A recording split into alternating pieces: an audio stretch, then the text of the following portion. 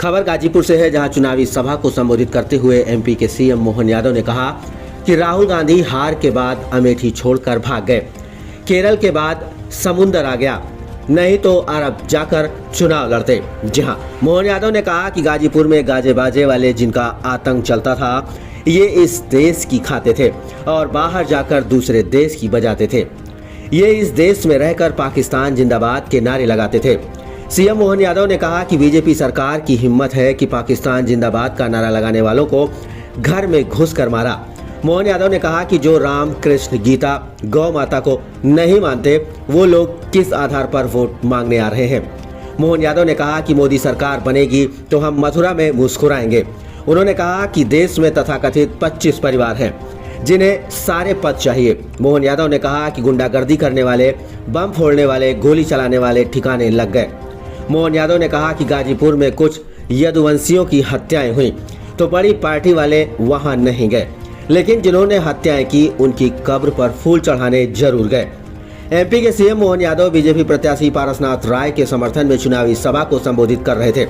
गाजीपुर के जंगीपुर क्षेत्र के शेखपुर में गांव में एमपी के सीएम मोहन यादव की सभा हुई। इंटरव्यू ले रही है आज तक, और वो इंटरव्यू में क्या कह रही है?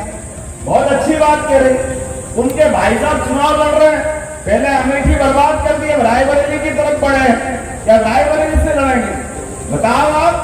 चुनाव कभी हार जीत होती रहती है, लेकिन हार से इतना डर कि ऐसे भागे।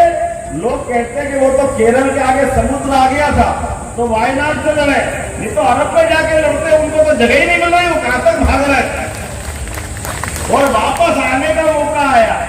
तो अमेठी में स्मृति ईरानी जी के साथ मैं भी मौजूद था। ये जो गाजीपुर और गाजीपुर के गाजे बाजे वाले जिनका आतंक चलता था, ऐसे देश भर में कभी टिफिन बम फूटते थे, कभी साइकिल बम फूटते थे।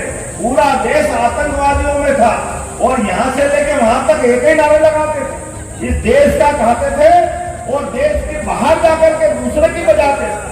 इस देश में रहकर के पाकिस्तान जिंदाबाद करने वाले, मुझे इस बात की प्रसन्नता है, वो पाकिस्तान के जिंदाबाद करने वालों को उनके घर में घुस के मारने की हिम्मत किसी की रही है तो भारतीय जनता पार्टी की सरकार की रही है। आज किसी की हिम्मत नहीं है हमारे देश के अंदर, देशभक्तों के बीच में आप पाकिस्तान जिंदाबाद करोगे, डूब मरना चाहिए आपको कोई अधिकार नहीं। हमको तो इस बात का आनंद आता है क्या ये मोर पंख जो भगवान ने जीवन भर अपने मस्तक पे धारण किया, उन्होंने वो डूबी हुई 5000 साल पुरानी भेंट द्वारका डुबकी लगा करके पानी में भगवान के प्रति आस्था दिखाई है। मोदी जी ने ये हमारे लिए गौरव की बात बोले, गोपाल कृष्ण भगवान की, द्वारकाधीश की जय का आनंद के साथ। द्वारका का जो उस समय का गौरव था, ये वो लोग हैं जो भगवान राम पे प्रश्न उठाते हैं, ये वो लोग हैं जो भगवान कृष्ण पे प्रश्न उठाते हैं। ये ना कृष्ण को मानते, ना भगवान राम को मानते, ना गीता को मानते, ना ये गौमाता को मानते, लेकिन वोट मांगने हमारे बीच में आप बताओ इनको कोई कैसे वोट देगा? और वो भी तब जब चुनाव हमारे ये 2024 का गया कि आने वाले समय में गंगा वालों को जमुना जी बुला रही है, बोलो बुला रही कि नहीं बुला रही? गोपाल कृष्ण भगवान की आपका अपना वोट अब जमुना जी के कृष्ण कन्हैया के लिए। आपने मेरे को मटकी तो दी है यहाँ पे, लेकिन मटकी फोड़ने के लिए आप सबको निमंत्रण दे रहा हूँ, मोदी जी की सरकार बनाओ और आनंद के साथ धूमधाम से हम मथुरा में मुस्कुराएंगे। मुस्कुराना चाहिए कि नहीं मुस्कुराना चाहिए? मुस्कुरा के देना चाहिए कि नहीं देना चाहिए? अरे लोकतंत्र के अंदर गरीब आदमी देश का प्रधानमंत्री बने, गरीब आदमी देश का मुख्यमंत्री बने, ये मौका आना चाहिए कि नहीं आना चाहिए? जब दुनिया का सबसे युवा देश भारत और सबसे बड़ा लोकतंत्र भारत, ऐसे में हमारे लोकतंत्र का गौरव ही है।